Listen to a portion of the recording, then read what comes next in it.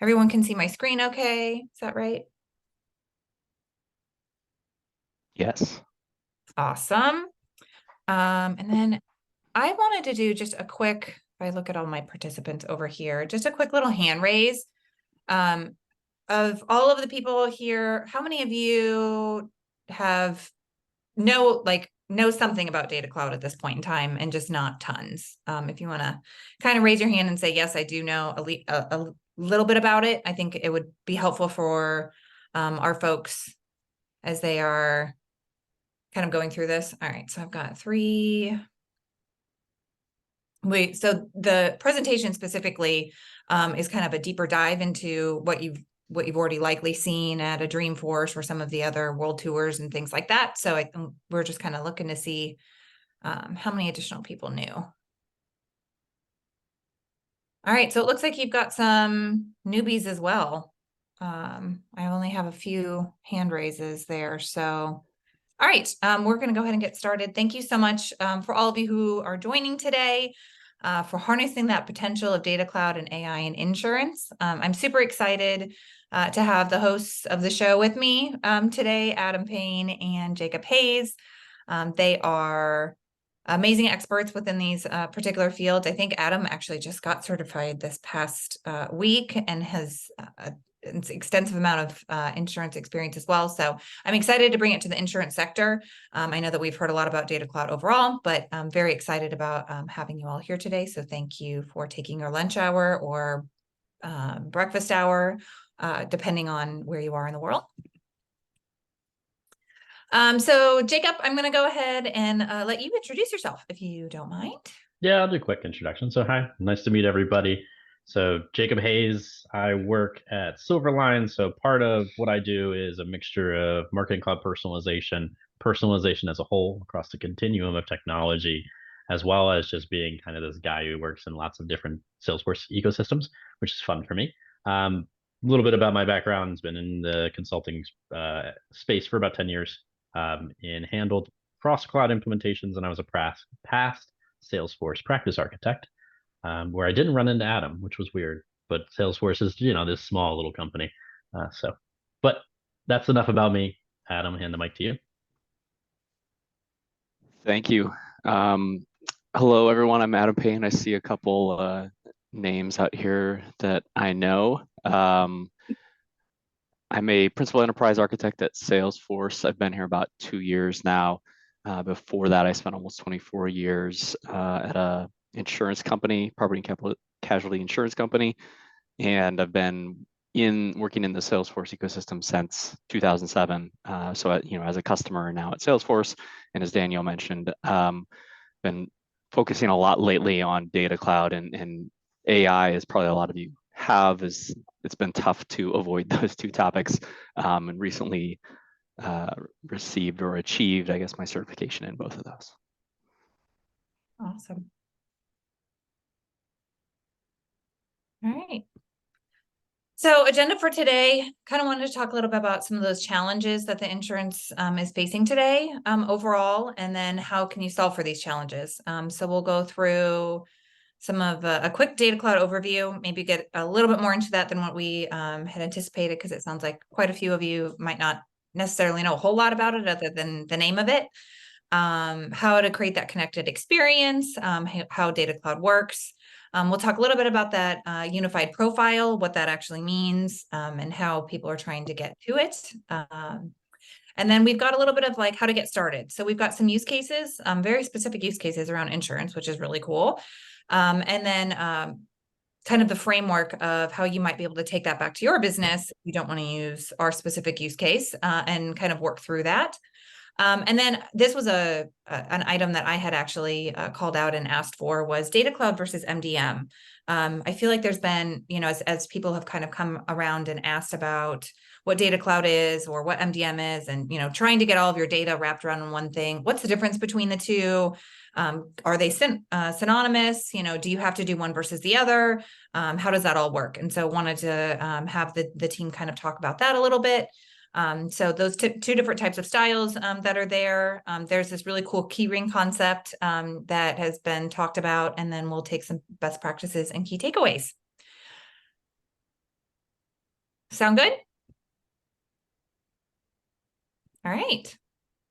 So, I can have, Adam or anyone else on the team actually who's on the call and has a specific interest, but I think that there's a few things that as I'm continuing to talk to the insurance companies out there that are challenging kind of just broadly, right? Depending on what type of line of business you're in, I feel like this kind of hits everybody at this point in time. One of those being all those disparate systems, right? There's that inconsistency around the true source. Where's the true source? You might have your policy admin system somewhere. You might have your claim system somewhere. You've got, different lines of business that have different systems that are in throughout that. You have portals for your customers. You've got portals for your brokers. You kind of have a little bit of everything, right? And so trying to understand as people are entering information into those different platforms, where does that true source sit? How do you unify that together? And how can you actually act on that type of information? I hear a lot about duplicate data, duplicate records, both from a person perspective and then, just other data areas as well, but definitely from a person perspective, whether that be a broker or multiple Danielles coming in. That kind of lack of the unified identifier across lines of business for specific records, for brokers, for policyholders. I'm gonna do a quick mute on somebody. There we go. And then that unified profile overall. So how do you take that unified identifier across those lines of business? How are you kind of harmonizing, consolidating that data down and being able to put it into a profile for a specific person with all of those other elements from all those disparate systems kind of put together? I don't know if other people are experiencing that. I'm happy to have you kind of come off and say a few words on that, whether it be our hosts or if there's other people who are facing those challenges. Do you guys agree? Are there other items that I've kind of missed here? Daniel, I want to add this, Bomsey here. There's also a lot of interaction data. Customers call in from call centers, contact centers, right? Challenges around they have faced in past claims or existing claims, right? Anything that has interaction element as well, not just transaction, but interaction too, is scattered around the enterprise. That also is a challenge. How do you know what the past experience is? And based on the sentiments of the customer, to be your lifetime customer or not, or renew or not, that could be an indicator. So Awesome, thanks, Bumsy. Okay. Anyone else have any? Probably another one to add here is, this is all based around data, and companies for many years have been trying to kind of get their hands around data, data projects, data warehouses, data lakes, and oftentimes those, some companies take an approach where it's done in a single silo or a single group, and so that kind of the concept of getting to a point where companies are now starting to think about their data strategy holistically, and how do you leverage what's already been done, because there's been significant investments over decades at many insurance companies into trying to solve these data challenges. So how can you not throw away all that work that's been done in the past as well? Great point. Great point. I might also add, I apologize if I missed this because I was a minute late, but historical data, the historical aspect. So I think we try to grab snapshot for Salesforce, but sometimes we have needs for historical data, and that's a challenge, right? When you mentioned historical data, just in Salesforce or across all of your systems? So our source systems, we're trying to pull our policy systems, we're trying to pull on our claim systems, trying to pull data over into Salesforce, but we have to balance the, what the user needs typically is current view, but sometimes they need historical. That's a little bit bigger challenge with Salesforce, trying to reconstruct like a point in time type view. Yeah. Yeah, that's true. Thanks, Brad. Anyone else have any specific challenges that they're seeing outside of what's been mentioned? Specific to data mostly. Okay. All right, so I'm going to do kind of high level overview, and Jacob, I think this is where you are taken on, but I realize that I've got the clicker. So you just let me know You're when all you good. need to go to the next slides. No, yeah, we go right into it. Should And have thought about that. So yeah, no, it's fine. I'm gonna have to ask you to click, but that's okay. So if you go to the next slide. So I think individuals were already starting to talk about this. So good job, you're my plants in the room. So I think I don't know if you guys have seen this sort of slide before, but how we talk about it is basically saying there's silos of data, and we know they exist, and we aren't trying to say that we should get rid of them. Instead, we're trying to acknowledge that this is a common place, and that these specific data silos we understand solve certain use cases for our clients and for you guys internally at your organizations. But we also acknowledge that certain teams within client organizations are going to have different business units, different products and brands, different regions, and they're going to set up their own applications. We're all human. We're going to try to solve a need and go purchase for a need or go build for a need. And so what we're saying is that each of these teams with their own applications will have their own pieces of key information, and they're all disparate, and they're spread out throughout the whole enterprise. And so I think Vamsi, you had just said before, is critical. Our goal is not only to support marketers for use cases, IT teams, we're also trying to ultimately identify patterns in your data and find relationships across those different siloed systems so you can make better designed marketing campaigns or provide audience segmentation or just support your sales engine and assist a customer service arm within an organization. So if we highlight there, if you go to the next slide, Danielle, so if that's the Payne, what are we trying to get to? And so what we're trying to get to is the understanding of creating a connected, unified experience. Everyone talks about this as buzzwords out in the market, but what we're trying to say is we understand that our interactions that our customers have with our clients' brands shapes their journey. They're all discrete moments, but when connected together across their functions, and they either strengthen or weaken their engagement for customers over time. And so, but what if you could connect those dots to deliver consistent, valuable experiences? I think that's what we're all looking to do. So service for support, marketing for relevance, sales for guidance. And linking these systems and data through a digital core on the screen, we can help our clients enable the right message to the right audience at the right time for each moment that matters. Helping them again, helping your brands and their customers meet their own customers on the right channel at the right precise moment. So instead of isolated transactions that live in all those disparate sources and systems we talked about before, we're trying to get to a point where we can help clients nurture connected conversations that deliver brand affinity. And that's how modern brands are trying to evolve beyond those transactional data to drive enduring growth with behavior and analytics. So next slide, Daniel. And so what this leads us to is to start thinking about how do we get to those data-driven personalized experiences? Well, we're looking at a system of insights and a system of engagement. And so understanding that our first step to consolidating big data sources into a unified customer profile takes in this left-hand side, moving also from the right-hand side together into this organizational profile. So the idea here is if we take the big data sources and we try to unify them, and we encompass both transactional history and behavioral patterns, then we apply AI automation to extract meaning from large data, which could be large, varied data sets. We want to transform them into actionable segments and predictive models. And again, modern brands don't merely transact with customers. You're trying to forge those trusted connections through demonstrated understanding and proactive care. So data is the engine powering this level of personalization. Okay, next slide. So great, Jake, you got all that out of the way. Let's get to what Data Cloud is. So let's talk about Data Cloud, which hopefully, well, sometime you might have seen this similar slide. So if you click once, Danielle. So first thing, Data Cloud connects and supports the ability to upload any and all available data sources, including everything from Excel files, on-prem systems to cloud-based data lakes. Great, cool. Where it gets more interesting is if you click again,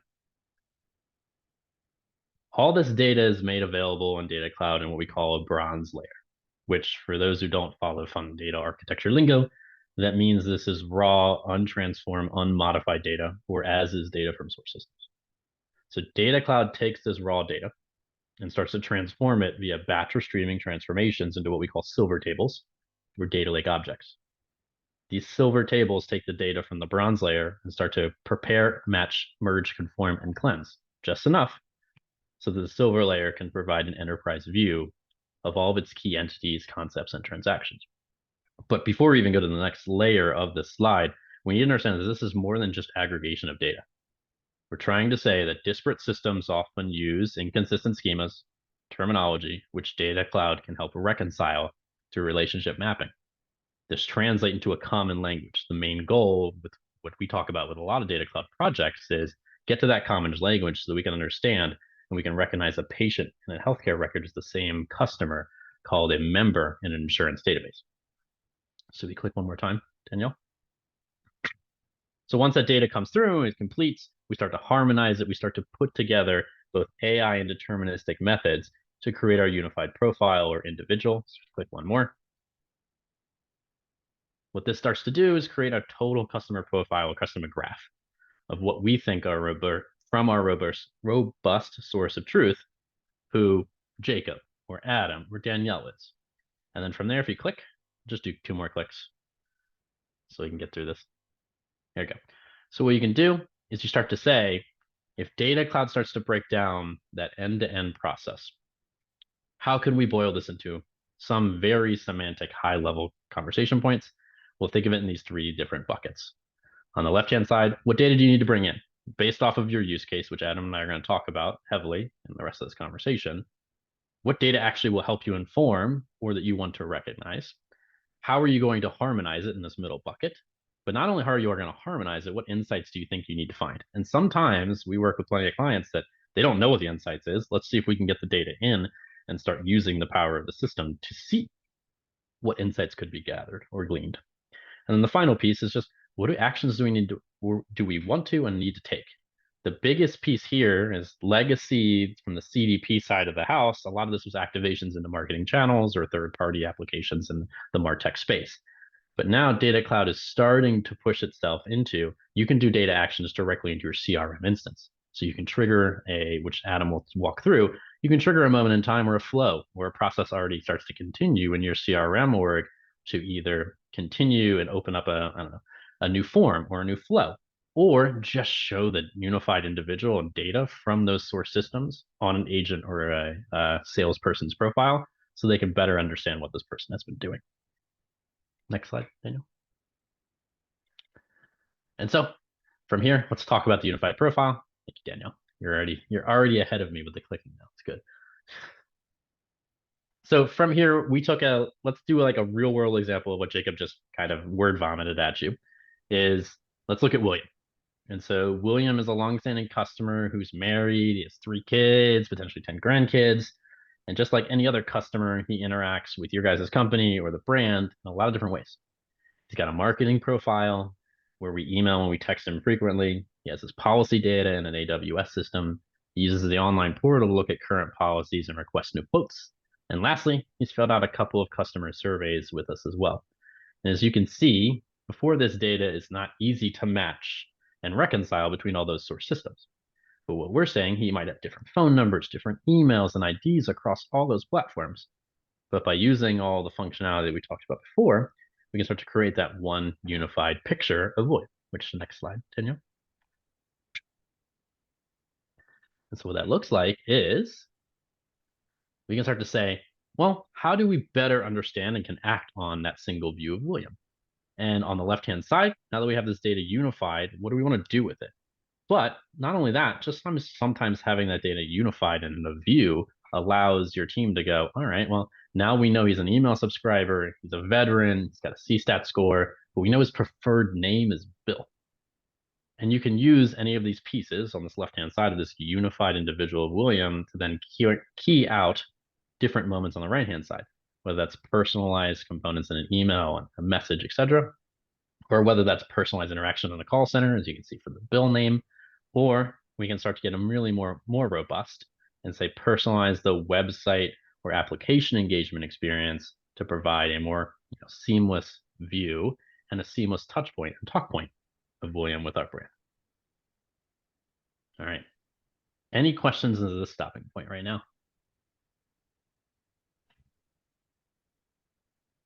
Okay. Next slide, Daniel. All right, let's talk about getting started and let's get into the fun part, which is the use cases. Okay, so first things first, I like to talk about, and this should help you guys when looking and listening to a lot of Adam's really good use case designs here, is think about this in a framework. I talk about frameworks almost every single day in my life, but we're trying to say, what's the why, the how, and the what? And if we can understand each one of these components when we're trying to build out a use case for Data Cloud, it's going to help you get to much more like quicker success and quicker return on investment of this product. And I'm not going to read each component here, but on the why side, we're basically trying to understand what business challenge and component do we want to solve, and do we have a KPI to measure it? So if we don't have a KPI to measure it, it's not worth trying to identify. The how section, we're trying to say, all right, how are we going to paint this vision? What are we going to account for? What technology systems, what source systems, etc. And then the what phase is, what do we expect to have out of it, with the potential impact also of a conversation of, what would we do if we did nothing? Would we still have a solve? So the next slide is I can give you a little bit of an example how I would approach it. So 2 phases, this slide and the next one. So this one is saying, all right, I want to look at a unified customer data view from multiple sources and platforms. That's our why we are trying to do this. The how, we're going to look at we're trying to get a single view of a customer, try to get some advanced insights and scoring. We're trying to take one place to segment and activate. And we're going to try to do out of the box data connections as much as possible to save us some consumption credits. On the what phase, we think will increase or decrease certain values or KPIs or metrics, and we want to say that's our North Star vision. Next slide, Daniel. Which leads us to say, all right, if we can put all that together in this use case framework, we can come up with that why statement, we can come up with our how we want to achieve it, what is the what, and then formulate an actual use case itself, which is build a unified customer profile, enabling fast segmentation and insights with native activation across every channel to drive revenue growth, increase operational efficiency, and increase compliance. And with that, let's hand it over to Adam, and Adam walk through some of the use cases. All right. This is the part I like to talk about, because I think all of this really comes together, and when we talk about specific things that people are trying to do. And if you've seen any Salesforce presentations in the last year, you've probably seen a demonstration with use cases, but most of them have been around a retail customer story. And as an insurance person, I'm always thinking, when's insurance gonna get its day in the main spotlight? But I do get that, because we are all consumers and we buy stuff, and so that's why a lot of those use cases you see are those kind of retail stories. But a lot of us can probably translate that a little bit into an insurance specific perspective. But I do think it is easier to understand if we look at it specifically at an insurance use case. So we're going to look at 3 here today. The first one will be understanding your distributors. The second one will be same kind of thing, but for customers. And then the third one is more of a service focused experience. So Danielle, if you go to the first one here. So in this use case, we're talking about, you could really picture this as a P&C carrier, or even a life and annuity carrier. I think there's a lot of similarities there, maybe different terms, but a lot of similarities. And in this example, we're talking about one whose primary means of distribution is through independent agents or advisors or brokers, or whatever the term is that you use at your company. There's a mix of legacy applications. I talked earlier about kind of that past investment. So many of us have these legacy administration applications and billing and commissions, and along with those, some more modern things. So Salesforce has a more modern application, modern marketing stacks, and websites and portals, and probably a variety of data environment, including many people taking steps into cloud-based data environments with companies like Snowflake and Databricks. And if you're a company that looks like this from a data system perspective, it's likely that one of your biggest needs is really to kind of understand those distributors, understand those agents, those producers that are the ones that are generating that business, where your team is focusing their time with, and really position yourself to, kind of optimize that data that you have. But the challenge is just what we see there on that left side. It's all of those systems, with all of those different data models, many different reporting projects over the last decade, maybe even, an MDM project, but there's still generally not companies that have arrived at that unified view of the individuals, who in this case, I would maybe argue that a unified view of the producers or the agents or the brokers is just as important, or maybe even more important to a company like this than one of the actual customers themselves, because that's who is, bringing you that business.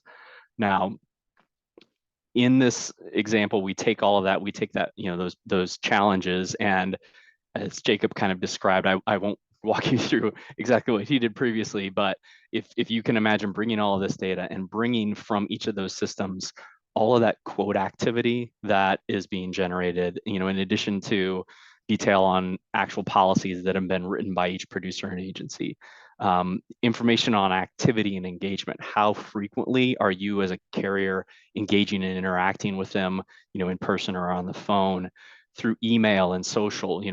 What things are they responding to? Are any of those driving them to, log into your portal or your website?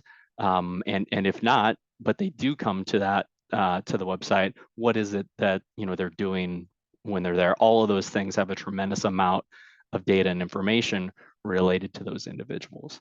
When was the last time that somebody from your company met with them? What did they talk about? Did that drive any activity after that? Webinars and events that they've attended and joined, are they taking any learning and things from you? Did they just maybe get a new license in a different state? All of these pieces of information and signals can come together in this kind of single unified source, and that's where you're able to then activate that information. And in this situation, the way to really activate it, for a distribution team, is to do it in the form of insights, recommendations and predictions and lists and things that can help a territory manager or a wholesaler, or anyone that's engaging with those partners, to have a better view and a prioritized list of really where they should be spending their time. Who, if they reach out to, are they going to have that largest chance or opportunity of impacting that relationship positively? How can they get more, good conversations and less, spending less time on conversations that aren't going to really turn into very much for them. So that's the first one. If we can go to the next one, Danielle. Yeah. Sorry, Adam, just one input on that is also, I've seen a lot of our distributors want to cross-sell and upsell. So as part of activation, it's a great use case to be able to see, hey, they have XYZ liability policy, why not workers' compensation, right? Or a personal lines, homeowners, right? Why can't have a different type of personal lines, right? So I see a lot of opportunity there as well to activate campaigns specific to that. Absolutely. Yes, definitely, Ramsey. Thank you. And a little of that comes in here too. In the second one, this one focused around that customer. Really, the same story on the left side there. In this case, we're looking at a life and annuity example, but you've got multiple legacy applications. In this case, this example, separate policy administration systems for life insurance and for annuities, separate portals for each. You've got service, you've got claims and marketing, and all those data environments that that we talked about. And there's maybe you've had some projects in the past to bring all of that data together. And in this case, though, if we're using this environment and using Data Cloud to harmonize and unify and bring all of this information, that's where we can then see that full picture of that customer. Your typical customer might just have one policy with you, but there are a lot that you might find where maybe they have a life insurance policy and an annuity policy, and over time they've engaged with you. In this case, potentially across separate websites, they've been potentially receiving separate emails, from the different lines of business.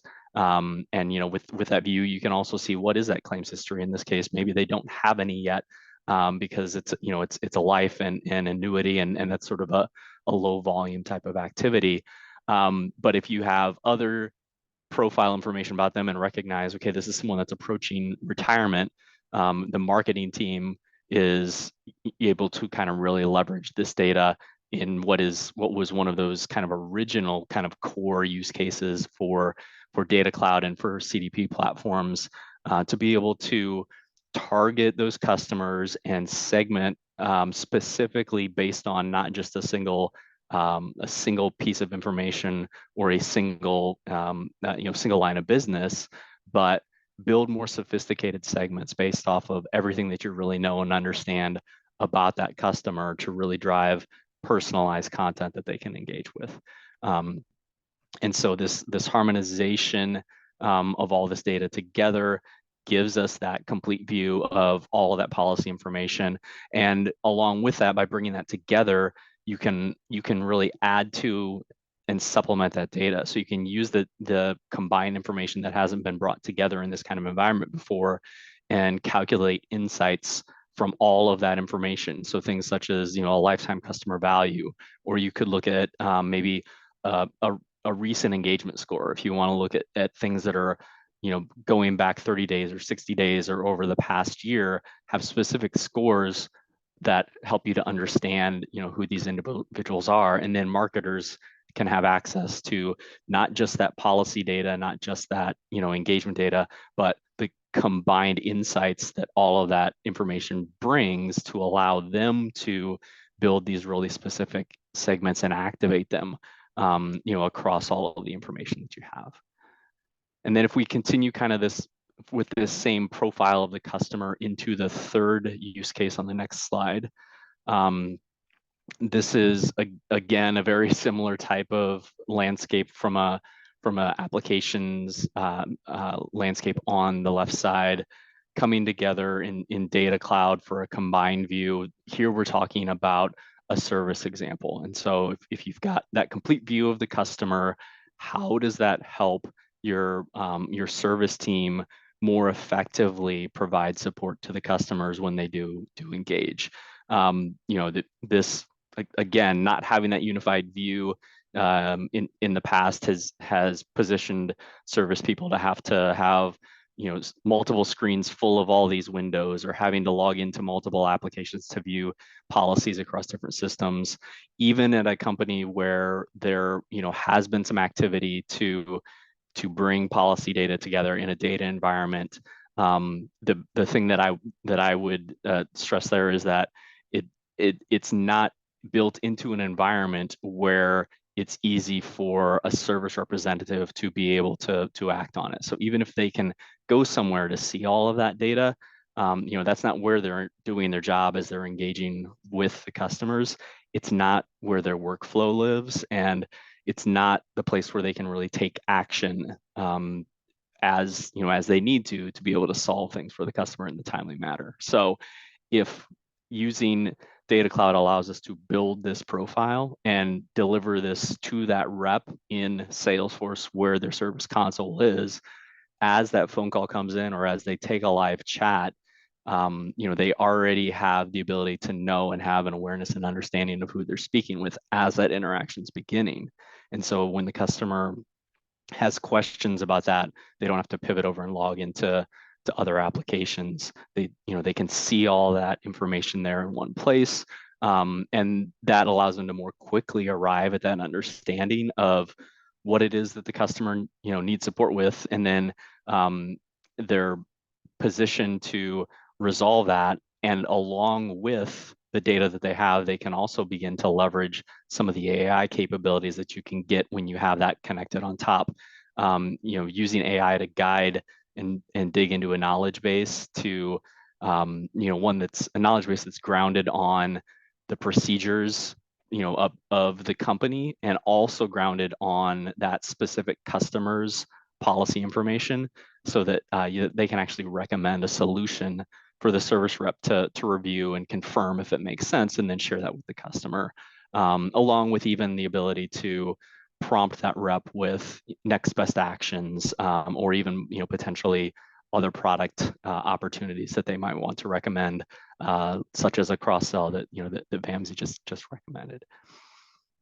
So I feel like I was talking fairly fast there to get through those three. There's certainly many more. These are just a couple, and I think it's the type of thing that we're uncovering more and more of these every time, and it's, to me, it's helpful to be able to put it into more of an insurance view and talk about it and think about, as Jacob kind of described, that framework of what's your data, what do you need to do with it, and then what action are you going to take. But if anyone has other types of use cases that you want to share in the chat or anywhere else, I think just hearing about the things that other people in the industry are thinking about can certainly help us all. Yeah, Adam, if you don't mind, I want to add one use case which I'm seeing more and more, especially for commercial insurers, right? Underwriting automation is a very big area. As you know, a lot of them even do not get to see submissions.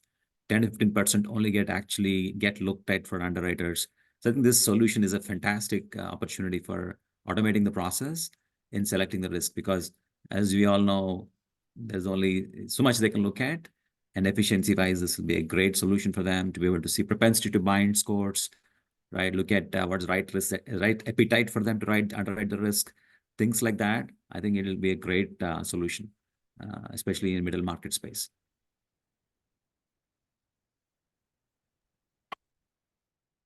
Thanks, Vamsi. Does anyone else have any other use cases that they can think of? Or a challenge that you've been struggling with that you think this might help with?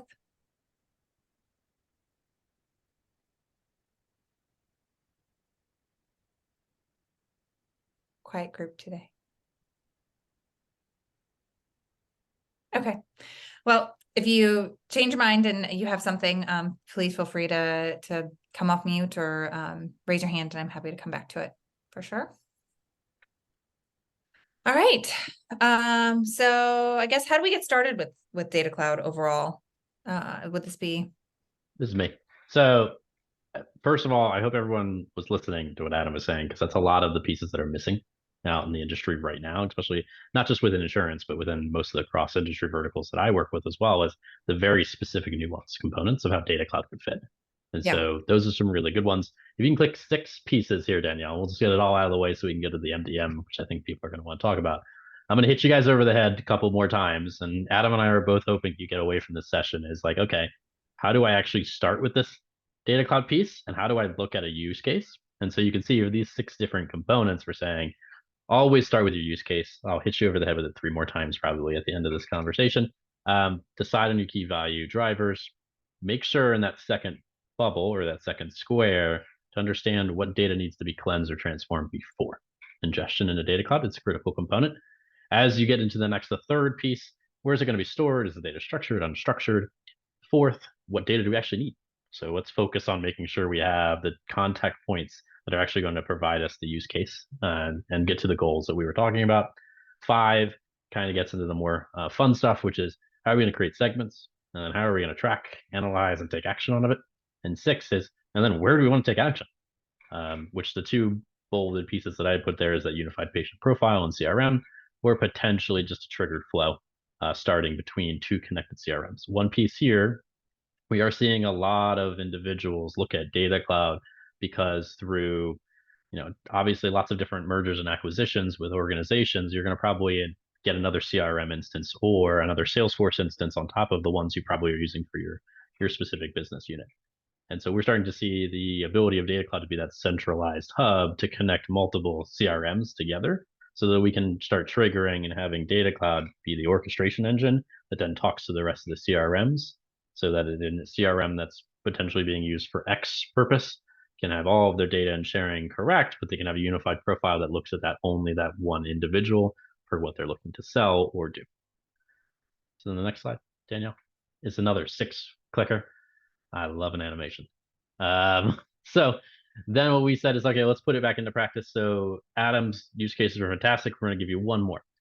So this one is an example of, we've heard from an agency operator that we spoke with that agents don't make money selling insurance, they make money servicing and retaining. So brokers, increasingly need to recognize this as well as carriers. And then we looked at a study from Payne that found that agents using digital tools achieve NPS scores 17 points higher than they do not. And as a result, 80% of those insurance CEOs are now tracking customer experience metrics for long-term strategy. And so we looked at it to say, from that same framework we talked about in our last slide, from 1 to 6, how could you take an NPS score or a use case to try to get an increased NPS score and put it into this structured format? We're not going to run through it because I'm looking at the time now, but this is also going to be able for you guys to take a look at. All right, Danielle, next slide. Now the fun part. Let's talk about Data Cloud versus MDMs, which I think everyone really wanted us to get to.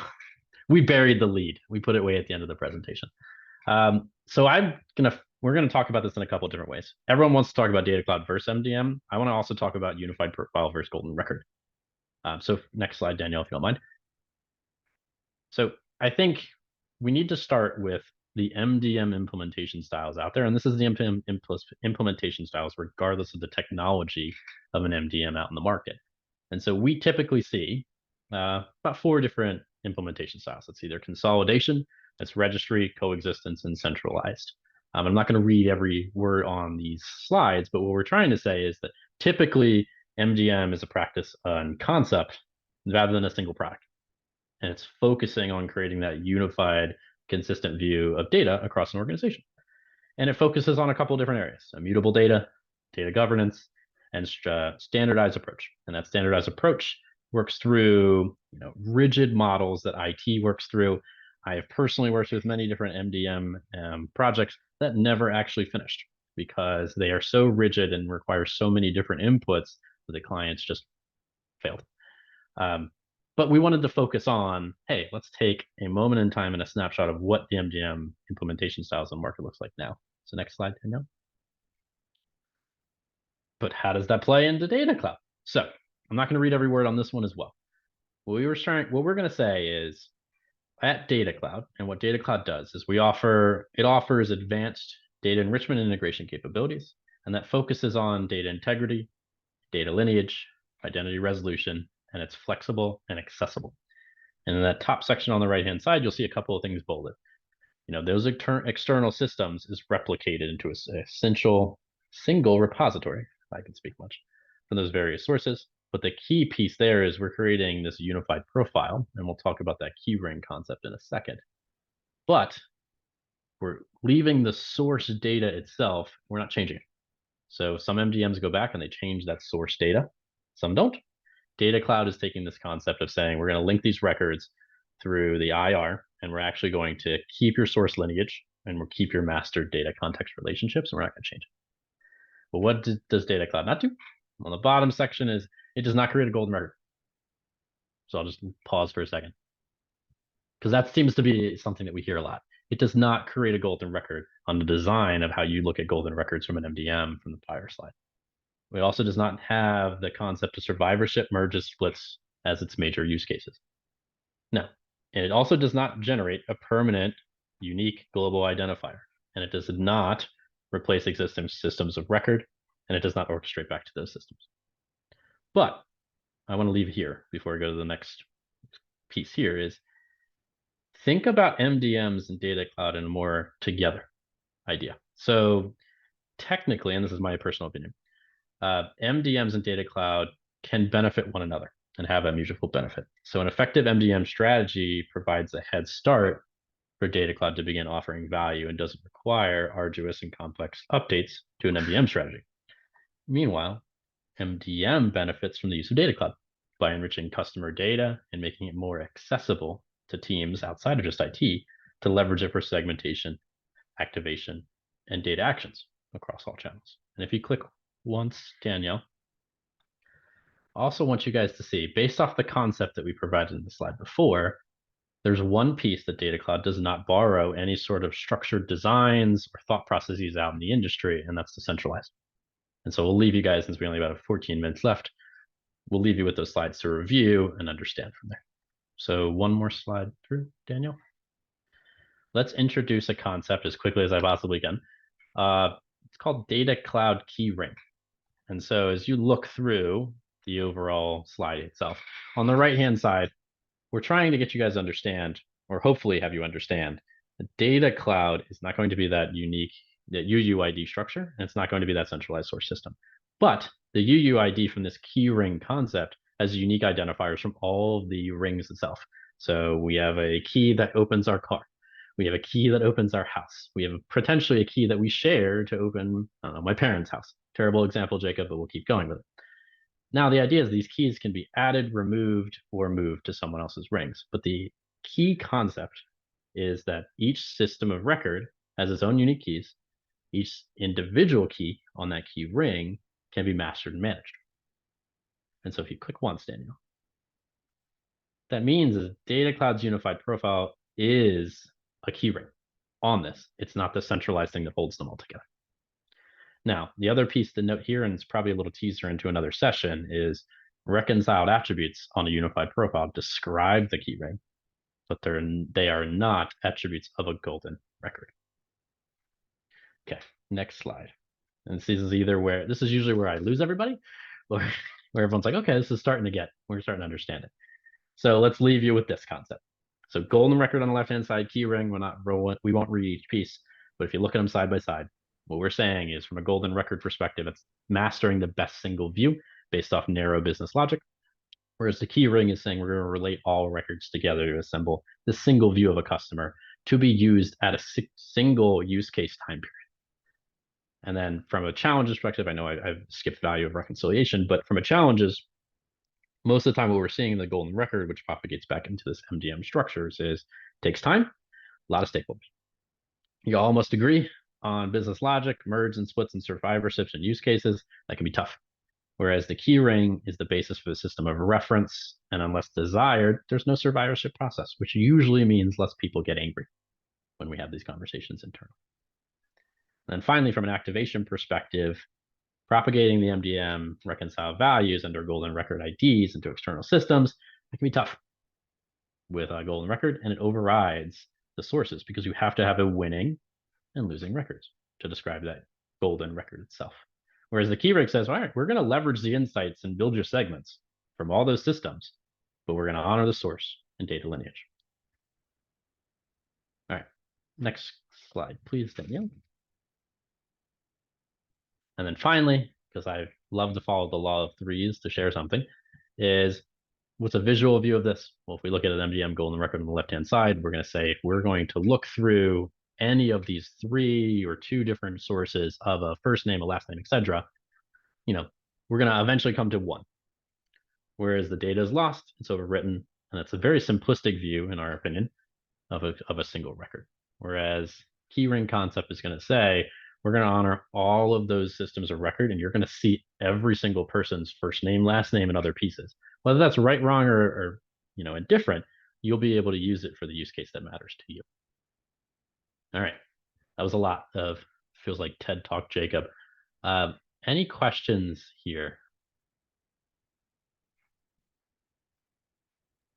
Get myself off mute. So there was a question that came through the chat, basically asking about evaluating data warehouses and the solutions that are in with that. So the question is, when starting with a clean slate, could Data Cloud eliminate any of the typical data warehouse components, or is it just another piece sitting on top of everything else? Adam, do you want me to take that first, or do you want to take it? I was actually starting to type to Brad. You take a it response there. I think it, like a lot of these questions, it does depend on what you're needing to do.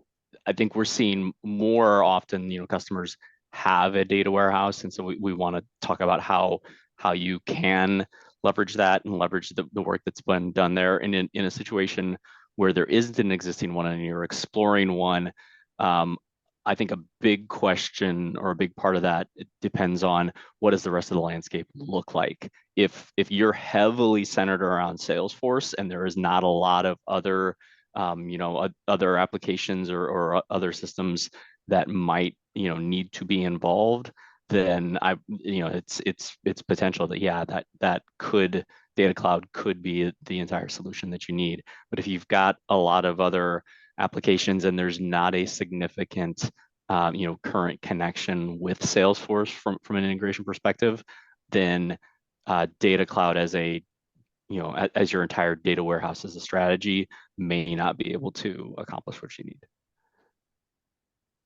Good that Adam used my favorite term of "it depends." It's my favorite consulting term ever.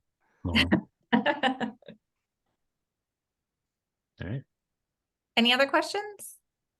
Comments?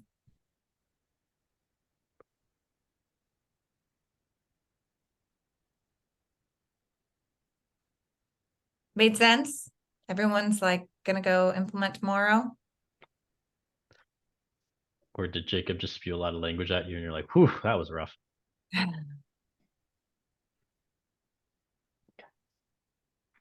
want to go to best practice then, Daniel? We can go to the next slide. Sure. So we have 2 slides on best practices. I've said this a couple of times. I'm going to hit you guys over the head with the same thing over and over again, but begin with the end in mind. And so the idea here is you can click through the animations, Danielle, is if we look at people, business, and technology, or what I usually refer to as people, process, technology, and data in your middle, we're always trying to get to that end state goal of not only are we trying to make sure that the people understand and can leverage Data Cloud in the best use cases as possible, but we also need to be able to say that we're aligning with the business themselves, not only the IT, marketing, and other stakeholders. We're trying to provide you that cleansed view or that use case view of an individual to help with any of the use cases that Adam has shared earlier. And finally, we're trying to get to an impactful solution. At the end of the day, that's what we're trying to do. And that impactful solution is hopefully returning some investment back to you. So next slide, and this is the last one for the day. We have 6 main pieces here of recommended implementation approach. We start with why and what, which is segments and audiences. You've got to understand where you want to go with Data Cloud. Data Cloud is a solution where you don't want to just go start clicking buttons everywhere. It takes a lot of time to undo things versus taking the time up front to understand your data. So sometimes that's the non-sexy consulting things, is we're going to be looking at Excel sheets over and over again, but that is a important piece of the Data Cloud process of an implementation. Taxonomy. Key piece here is to understand, you're going to need to understand what necessary attributes you need to collate together. But you also need to understand the CIM model. What is the CIM model? It's the Cloud Information Model, or the Customer 360 model that Salesforce has. So everything that relates down to party identification, consent points into the individual, you need to understand those pieces. Maybe a little glimpse into a second session, Danielle. And then finally, the extended data model overall. Third, go back to the non-sexy things. Data audit. You're going to need to understand the data sources, required feeds, relationships. Are there key identifiers between them that allow you to understand these different systems? Where you're going to need to do that within Data Cloud. Then profile strategy. If we understand all the source systems we're going to bring into a use case with a goal in mind, how are we going to go through our match and reconciliation rules to give me a unified individual? Do we want our match rules to be very, very narrow? Or do we want them to be a little bit more open and broad so that we can have less specific matches, which we can cover in an additional session as well? And then finally, or secondly, computations with fifth. So what are the required calculated insights and pieces that we want to do? Because that's the real big item in Data Cloud that we typically see, is we want to unify all this together, see the data, then be able to say, what's lifetime value, what's share of wallet size for an individual, so I can do that cross-sell and upsell next campaign. But if we don't have the data to do it, can't do the insight. And then finally with value, I've said it enough, so I won't hit you over the head with it last time. All right, here's the end. Key takeaways, Danielle. The next slide. We're going to keep these high level with the key takeaways. We're going to say, and Adam, feel free to add any additional pieces here, is importance of use cases, operational excellence. And the operational excellence piece, don't forget about the people, process, and the overall technology. That's the effective communication and coordination that leads to success with Data Cloud. Don't start too narrow. Beginner's mindset. I really like this one to say test and learn. So Data Cloud is very interesting. So don't be afraid to rethink that overall tribal knowledge you have, internal systems, and say, how can we look at something and how can we design a potential proof of concept with your, free credits that you have with Salesforce to see and actually see if Data Cloud's the right piece for you. And then finally, be nimble. Don't get caught in analysis paralysis and be afraid to move forward. Adam, any additional ones from your side? I would say, dig in where you can. There's a tremendous amount of information. There's a whole lot of things out on Trailhead on Data Cloud. Just recently, there was the first hands-on Data Cloud project that was released in Trailhead. It lets you create a 5-day developer edition org with Data Cloud in it. It disappears after 5 days, but it walks you through ingesting data. So if you're like me, getting hands-on was what helped me really understand it. And so I think you're going to see more and more of those resources become available to kick the tires. Cool. All right. Q&A. We've got about 3 minutes left. Does anyone have any questions? Comments? Thank you so much to Jacob and Adam both for all of your knowledge, expertise. And I love that, again, Adam, you had said, seeing it in the actual practical use cases of insurance and financial services was incredibly helpful, at least to me. Hopefully it was to you all. We do kind of get stuck in, hey, everyone wants to know about what you'd look like in a digital mirror or whatever, retail shopping and those kinds of things. So it's really nice to be able to apply it to, our specific industry. So thank you so much for all of that.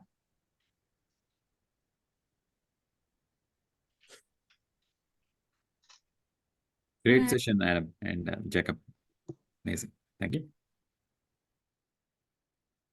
Well, you've alluded to it, and I did start at the beginning of the session on the title slide saying that this is going to be part 1. So I think there are a couple of topics that I'm hoping that I can get these wonderful gentlemen to come back and talk a little bit more about that here in the next month and a half or 2 months as we kind of go through some of the additional sessions.